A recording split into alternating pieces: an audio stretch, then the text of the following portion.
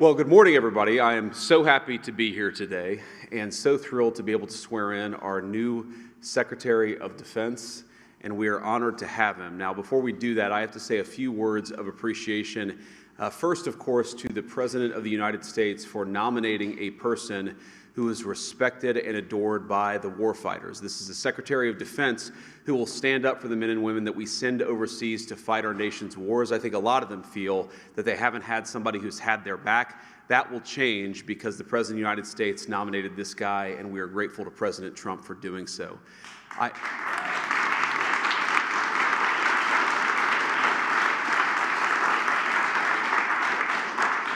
I also want to say thank you to my Senate colleagues. It turns out we couldn't spare one, and all of you did an incredible job. In particular, my dear friend Roger Wicker, thank you for shepherding Pete through the committee.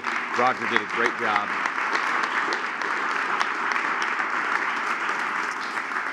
And in addition, all of the members of the Senate Armed Services Committee, who I know gave Pete the vetting and the hearing that he deserved, and I'm glad that we all ultimately decided that the President's nominee for Secretary of Defense ought to be our actual Secretary of Defense, and we're here today. I'm going to say one final thing. If you look at what has separated President Trump from so many of the people who came before him, it is the view that, number one, we should be sparing in how we deploy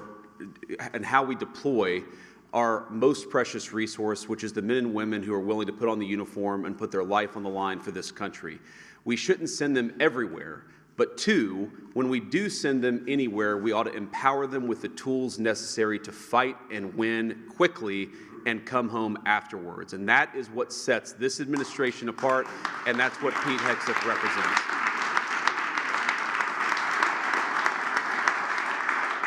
Now, finally, I, of course, have to thank the nominee himself. Pete, thank you for being willing to put yourself out there. I think you've shown yourself a man of deep character and of resolve over the last few months. Jennifer, thank you for standing by, our new Secretary of Defense, and your beautiful family, from your kids to the extended family. You guys did a hell of a job. We're proud of you, and we're glad to have you in Washington as we work to make America great again. So with that, let me administer the oath of office. Kids, come on up.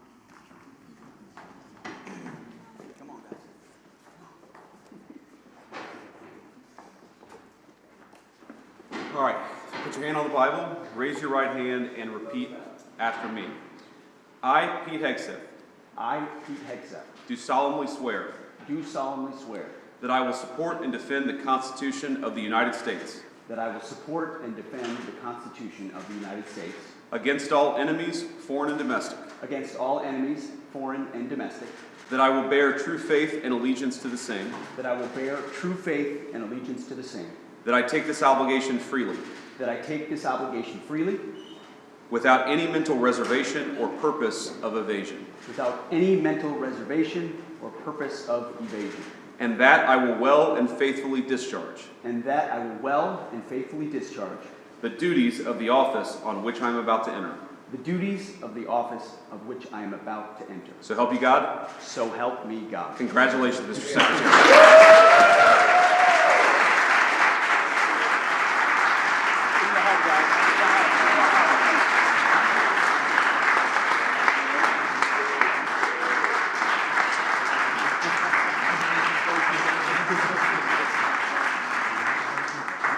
Congratulations. Mr. Secretary, say a few words.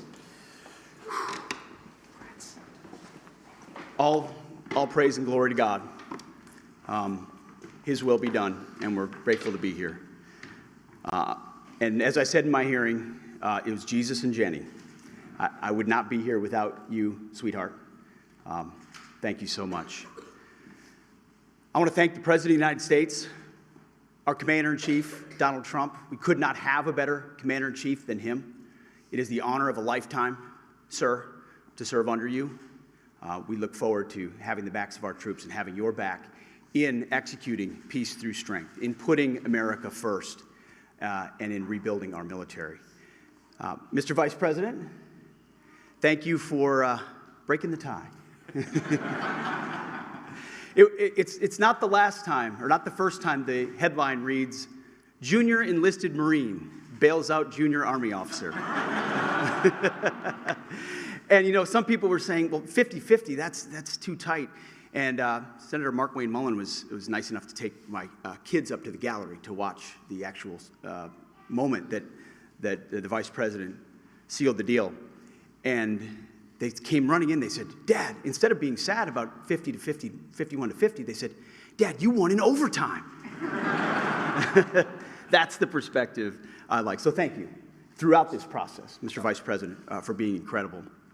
I also want to thank the chairman of the Senate Armed Services Committee. So many members of the Senate Armed Services Committee, we became fast friends in this process. The advice, the consent, the wisdom, the guidance. I look forward to working with all of you and other senators to ensure the Defense Department has what it needs, that our nation has what it needs, and that we're prepared to defend it in all moments.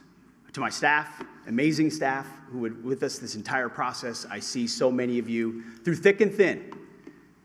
We used to look at the betting odds every once in a while on this. It was low at one point. Never do that. But we defied them.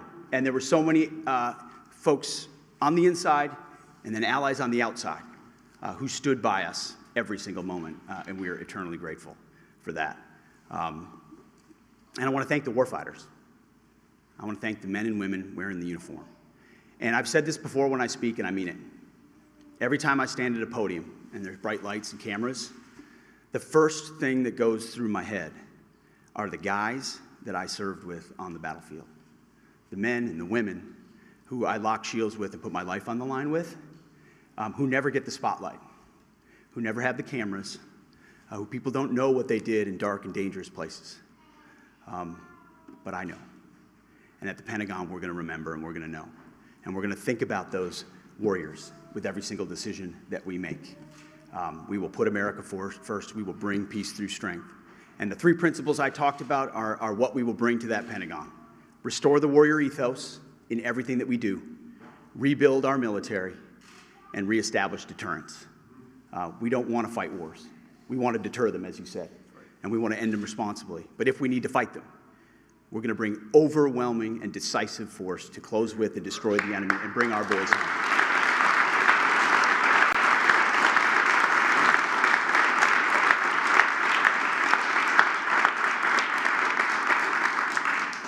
And to my other family that's here as well, who I love, it's the honor of a lifetime. And I would be remiss if I didn't note one person in this room who doesn't expect to be recognized, but Captain Rougeau is here. He was my company commander on my first deployment in Guantanamo Bay. He was there on June 3rd, 2003, when I first swore in as a second lieutenant at Princeton University, and he swore me in. And I wanted to make sure he was here today with me as well. Thank you very much, sir.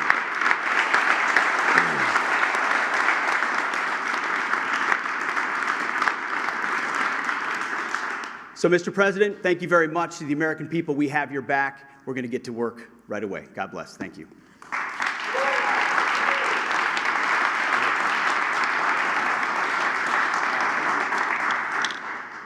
All right, I guess that's it. Any questions? Why should women in the armed service trust you? Guys, let me answer that for the new secretary.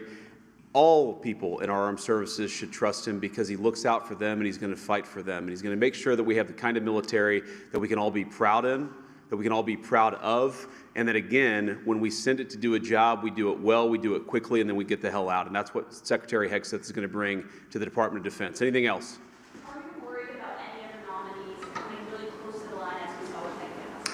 You know, as I learned with the Buckeyes just a week ago, when you win the championship, you don't give a damn what the score was. We won the championship on this one. We've got a great Secretary of Defense. We're proud of him, and he's going to do a great job. Thank you all. Take care.